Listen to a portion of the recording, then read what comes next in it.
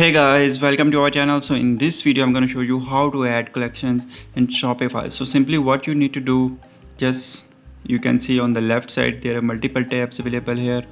So simply click on products. Now here click on collections. So here you can see I have multiple collections available here. So if you want to add a new collection, just click on create collections, and here you can type the title of collection, and you can also add the description here.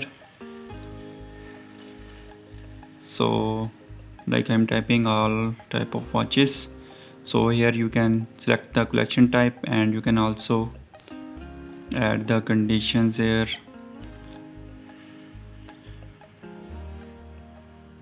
So here you can select the options all, and then after that even you can also add another condition, but simply click on save and now move to collection. So here you can see how simply you can add collections in Shopify.